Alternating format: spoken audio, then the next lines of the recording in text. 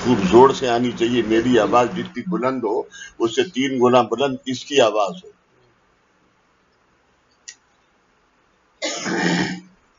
आप लोगों को यहाँ इस मार्ग में आते हुए कितने साल हुए?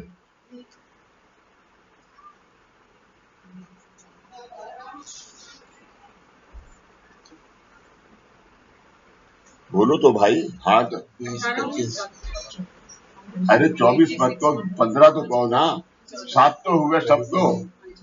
7 वाले तो सब बैठे हुए हैं यहाँ। अच्छा, तो 7 साल के अंदर क्या हर वक्त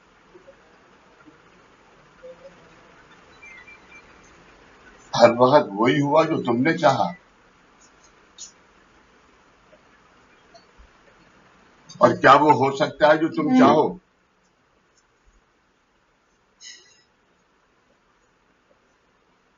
आज मुझे हाँ या ना का जवाब दो। हो सकता है जो तुम चाहो? नहीं हो सकता। एक माई का लाल हाथ उठा के कह दे कि जो मैंने चाहा वही हुआ है। जब मैं फर्स्ट टाइम आई थी तब वो हुआ। ये कहोगी जो आपने कहा था वो मेरे साथ वही हुआ, ये मैं नहीं मानने को तैयार हूं। जो तुमने चाहा। हाँ हाँ, हो ही नहीं सकता। तो तुम्हारा भ्रम है। कोई ऐसा नहीं अगर पैदा हुआ है तो ये नहीं होगा। अब बाबा की तरह प्रकट हुआ है तो रोज होगा, तब तुम्हारे साथ होगा, वरना नहीं होगा।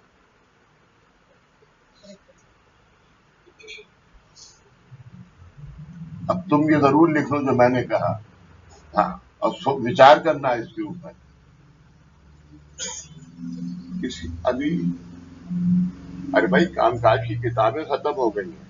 आगे आगे आगे बोल। अभी लोगों का मुझसे सवाल ये है कि आप सेमिनार में नहीं, तो सेमिनार को पोस्टपोन क्यों नहीं करते?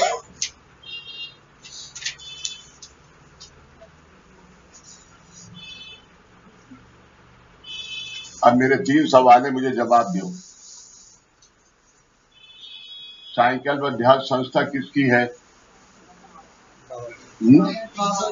बाबा की। यकीन है? और आज इस साइकिल अध्यास संस्था में जितने लोग बैठे हुए हैं ये किसके हैं? क्यों भाई, बाबूजी के क्यों नहीं? अरे बाबूजी के हैं तो बाबूजी को जाने दो ना, बाबूजी के नहीं हो तो बाबूजी को जाने दो ना यार। बाबा तो यहाँ मौजूद हैं।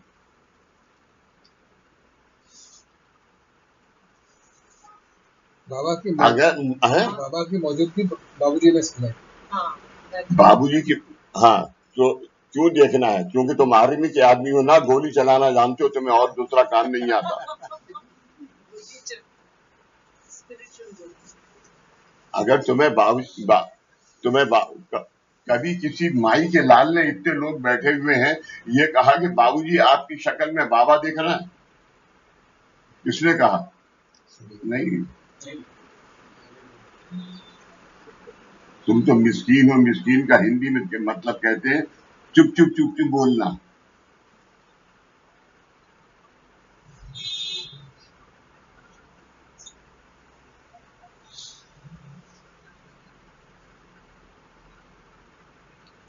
आज किस वक्त क्या कार्य करना है बाबा ने, इसका इस दुनिया के अंदर कोई अंदाजा नहीं लगा सकता।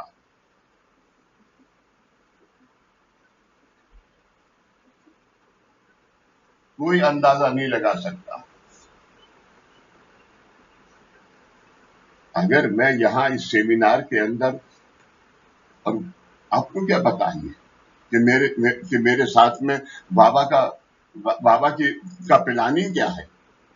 मैं 17 को जा रहा हूँ, अगली 27-28 दिन के बाद सेमिनार खत्म होने वाली है।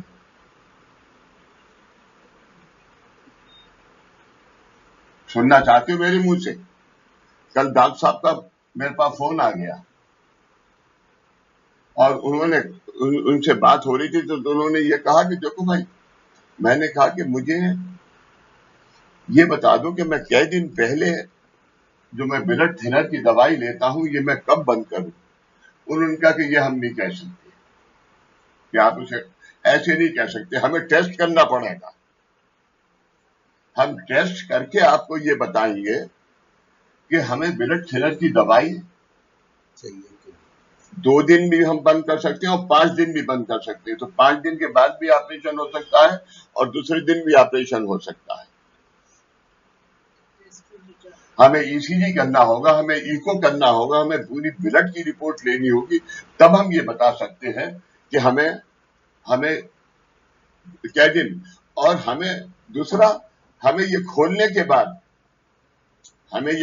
आपका ये खोलने के बाद हमें ये पता चलेगा कि हमें ग्राफ्टिंग नहीं करनी है, बॉल डालनी है, तो हम आपको 10-12 दिन में वापस भी भेज देंगे। लाओ जवाब।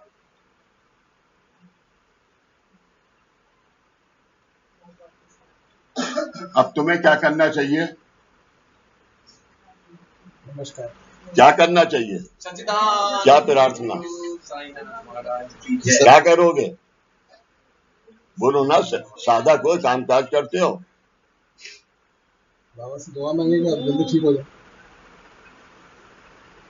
लेकिन ये दुआ नहीं मांगोगे। डॉक्टर ने 2 हफ्ते में क्या है, आप ने बाबूजी को 9 दिन में वापस करो। वही दुआ क्योंकि नवनाथ जी को भेज दो वहां पर। वही दुआ नहीं कहा, वही दुआ मांगी। ये तो मेरे कहने से मांग रहे हैं।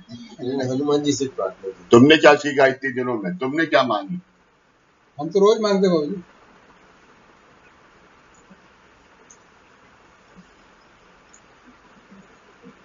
तुम मेरे ऊपर अमूल का लगाओ मक्खन या वो लगाओ, इस पे असर नहीं होने वाला।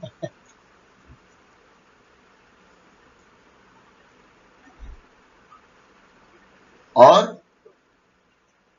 अगर ये कार्य फर्ज कर लीजिए, आज के दिन अगर ये कार्य बाबा मेरी एब्सेंस में करना चाहते हैं तो डॉक्टर कितने टेस्ट कर ले, उसको यही आएगा कि 6 हफ्ते से कम तो लगेंगे, क्योंकि ये भी कहा है डॉक्टर।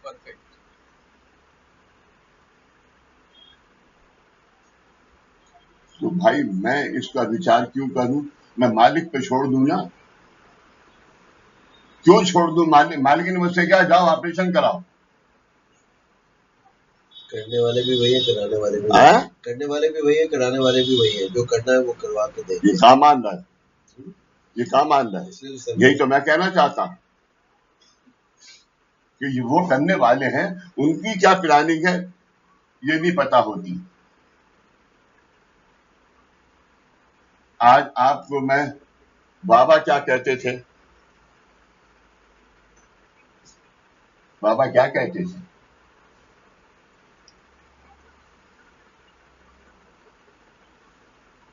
अरे तू मेरे पास आज आया है, तू मेरे पास आज आया है, लेकिन तू आज भी देर से आया, क्योंकि तू अगर मेरे पास बराबर आता रहता तो जो आज की स्थिति है वो तो पैदा ही नहीं होती। तो तू आज आया है, मगर तू आज आया है, पहले भी मेरे पास आ चुका है और आगे मेरे पास ही आता रहेगा। आगे भी तो मेरे पास ही आता रहेगा।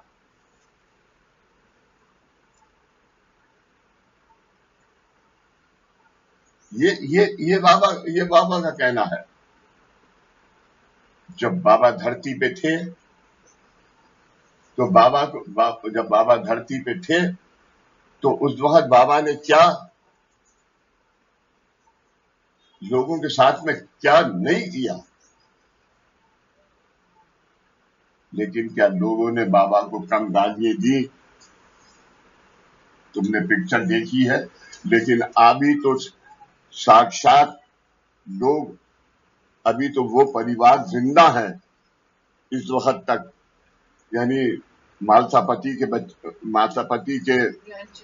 बच्चा तो उसका डेथ हो गई, लेकिन उसकी लड़की के बच्चे और ये जो जितने वहां के पुजारी हैं, ये सब उस वहीं के उस वक्त बाबा के सामने की सेवा करते हुए हैं। तो अभी ये नहीं बदला है।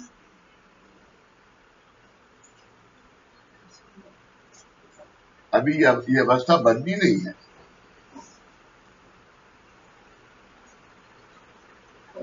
मैं एक माध्यम हूं, मैं एक मीडियम हूं।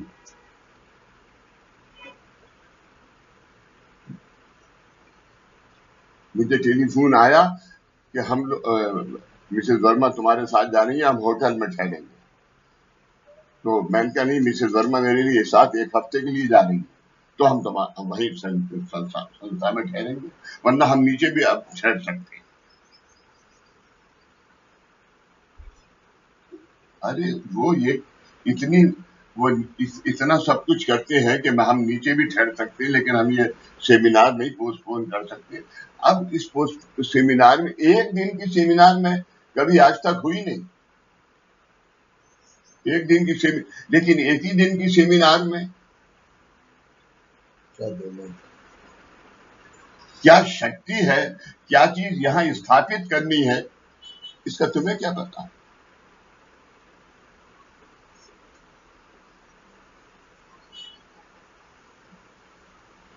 जब दादा ने कारण दीक्षा दी तो क्या किया बता, खड़ी हो जा, बैठ जा, बता।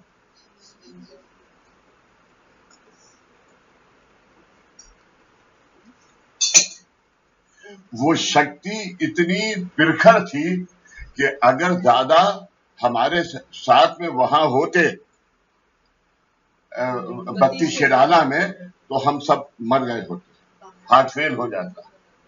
दादा हमसे 40-42 किलोमीटर मील दूर के ऊपर उन्होंने 5 ओंकार किए, 42 किलोमीटर दूर पे। और जब उन्होंने 5 ओंकार किए तो 9 महीने 9 दिन तक पलंग पे पड़े रहे। इतना जबरदस्त हार्ट अटैक हुआ।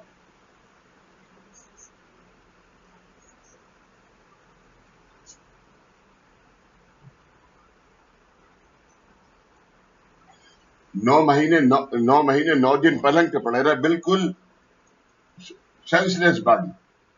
सिर्फ सूप पिलाते थे उन्हें 9 महीने तक, और दीपक से कहते थे कि ओंकार कर। 9 महीने 9 दिन के बाद बाबा ने कहा कि अब तुम ओंकार करो, तो दादा ने ओंकार किया, और ओम ओम ओम, ये आत्मनिवेदन में भी लिखा है दादा ने।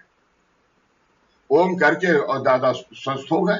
फौरन ही बात सेमिनार करी, और सेमिनार में उन्होंने कहा कि मैं शायद 8वीं सेमिनार ना 6ठी सेमिनार थी, शायद 6ठी थी 7वीं 8वीं ना 8वीं से कि दादा नहीं आएंगे।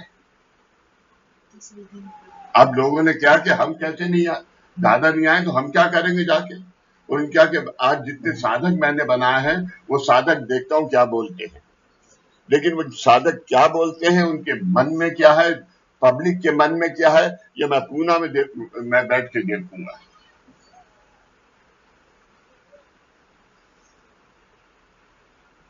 इसका गणित किसके पास है किसी के पास ये गणित?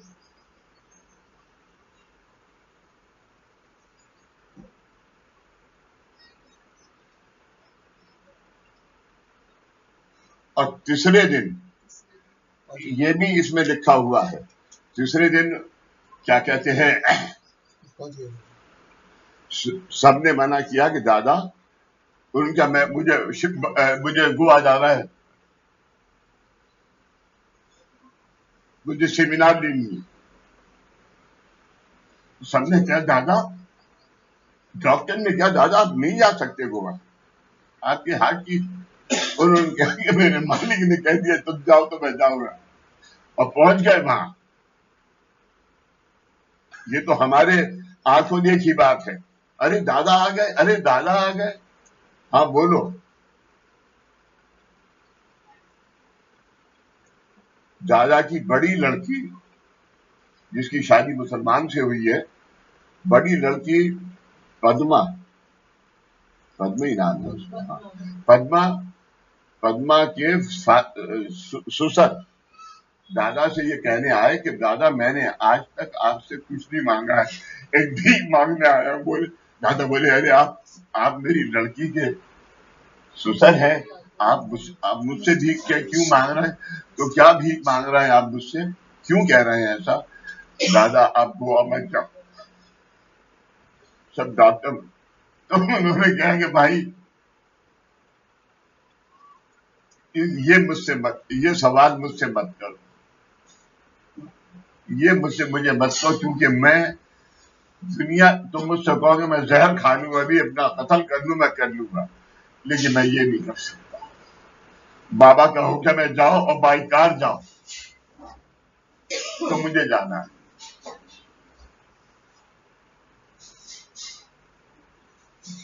दादा की सब पत्नी उतनी ने कहा कि आपका कहना भी नहीं माना। तो क्या कि बाबा के अलावा किसका कहना मानेंगे, ये कहना बड़ा मुश्किल है। कहना मुश्किल नहीं है, नामुमकिन है। वो वही करेंगे जो बाबा ने कह दिया, और वही सत्य है, और वही सत्य है।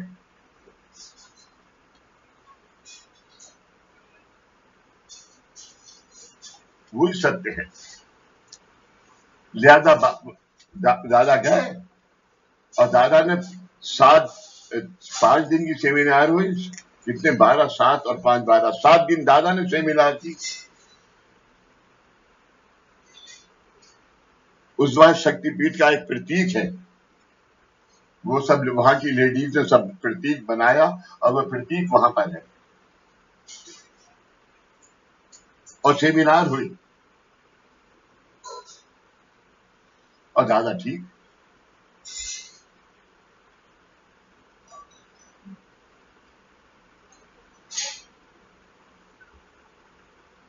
आज जब बाबा थे, आज दुनिया क्या कहती है, क्या कहती है? आज दुनिया क्या मानती है? बोलो भाई। साकार अवस्था। ये यहाँ पर साकार अवस्था, अरे साकार अवस्था क्या है भाई?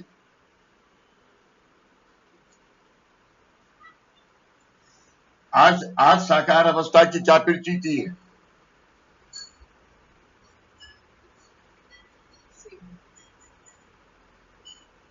तुम लोग ये गुरु प्रसाद आत्मनिवेदन नहीं पढ़ते तो टीवी तो देखते हो ना रोजाना, लेकिन सिर्फ मोदी का नोट बन रहा है, छप रहा है, और मिलना है नहीं मिलना है, यही देखते हो।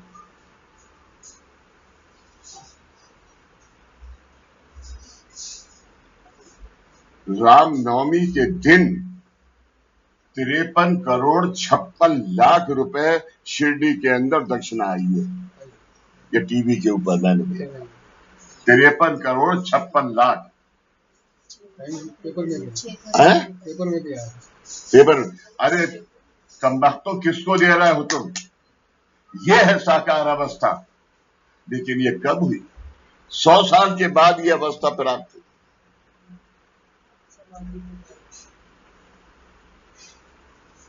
ये पैसा तुमने किसको दिया है?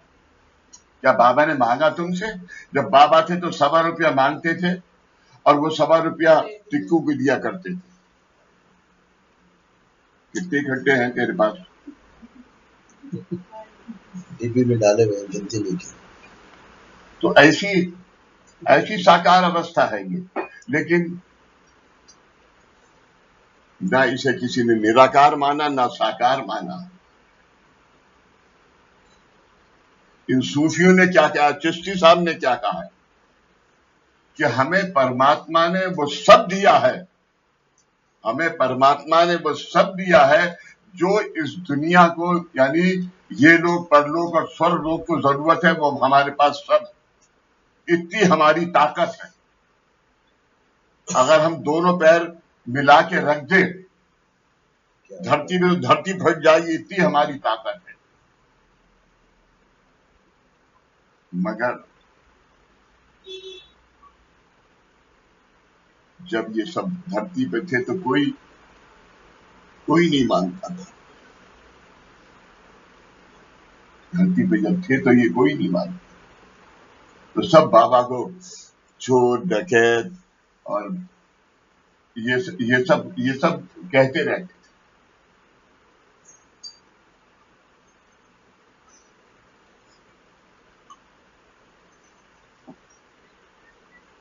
लेकिन आज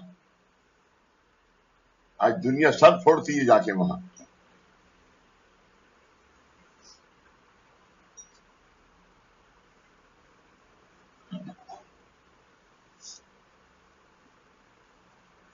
कितनी दफा बाबा ने तुम्हें ये दिखाया है। दादा ने हर सेमिनार में कहा कि मैंने ये आज शक्तिपीठ स्थापित करी है, तो ये क्या है। अभी जब बेलगांव की सेमिनार कब हुई?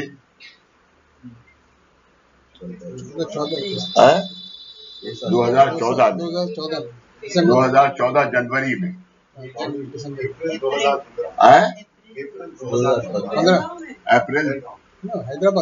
अप्रैल 2015। अप्रैल 2015 के बाद मेरा 14 में तो हैदराबाद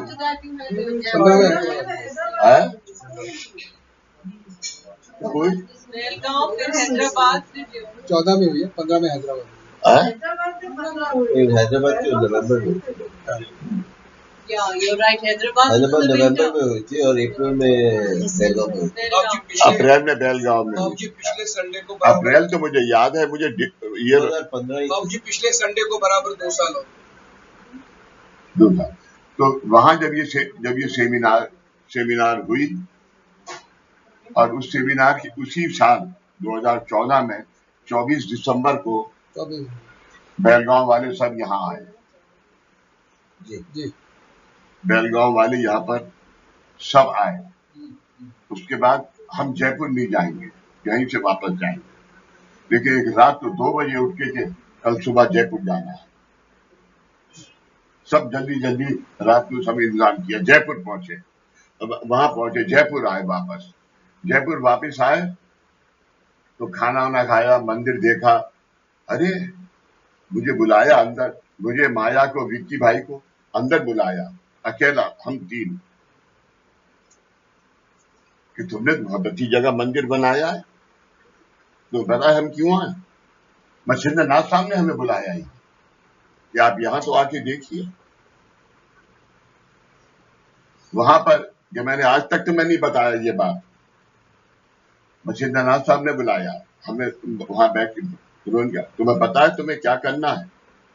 चलो तुम्हारे कमरे में चलना है। और वो कमरा ही हमारा है। तो एक कमरा वो विक्की ने मुझे अलॉट कर रखा है वहां पर, और वो बंद रहता है। वहां बैठ के, और मैं जब खा रहा हूं तो सबसे पहले तो माया से कहा कि ये गधा जो बैठा है बाबूजी, ये तुमसे हर वक्त पापड़ मांगता, मैं सिर्फ खाने को मत दिया करो पापड़, इसकी आदत बिगड़ गई है, सिर्फ उसका पापड़ का यहाँ का मजा लग गया है। तो उन्होंने कहा जो ये जगह जहां तुमने मंदिर बनाया है, यहाँ मच्छिंद्र नाथ साहब ने कुछ सेवा करी थी बैठ के। जिस पेड़ को तुमने काट दिया, वो पेड़ के नीचे ही बैठे थे, जहां पर के हमने भूमि पूजन किया, और वही बाबा की फोटो है। तो विक्की भाई से पूछा कि क्या शक्तिपीठ की स्थापना मैं कल करूं? यहां जाने से पहले सेवा करोगे तुम? वचन दो।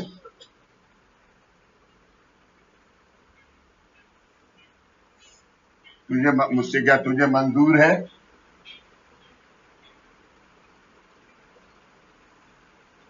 अभी क्या हुआ कि हम जयपुर हमें कहीं नहीं जाना, यहीं से बेलगांव वापस जाना। अभी जाना है, क्यों जाना है ये मुझे नहीं पता। अजमेर पहुंचे, अजमेर से जयपुर आए, जयपुर रुके रात भर। माया को फोन किया, माया हम जयपुर रुकेंगे, खाना खाएंगे मंदिर में। तो बेचारी ने तमाम सब कुछ इंतजाम किया। 10:30 बजे बताया, 1:30 बजे पहुंचे हम, 1:30 बजे सब खाना तैयार था।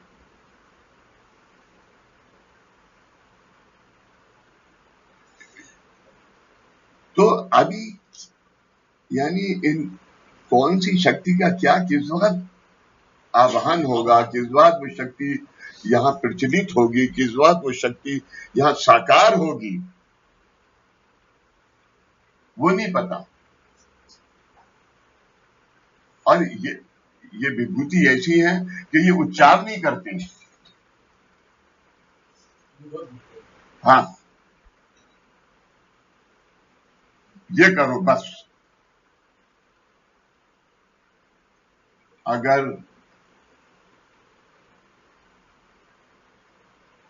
अर्जुन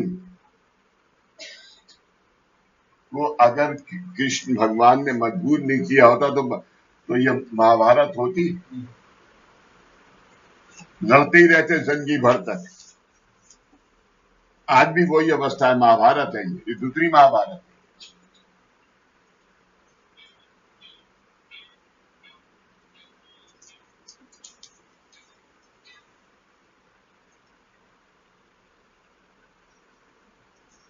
लिहाजा ये सब कुछ हुआ। और शक्तिपीठ की स्थापना भी हो गई। कितने प्रेम से कर रहे हैं विक्की और माया।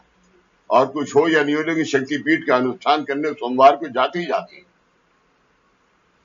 कौन अपना घर शनिचर, इतवार और सोमवार 3 दिन तक अपने माँ बाप, अपने बच्चों को छोड़ के वहां जंगल में रहेगा जाके।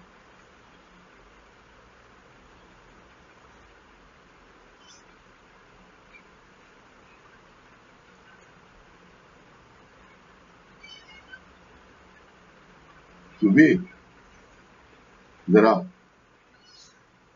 मैं मिला रहा हूँ चटर्जी से बात करना, आ जाओ। मिलेगा तब ना। उससे पूछना भाई कि बाबूजी पूछ रहे हैं आप कै बजे आएंगे।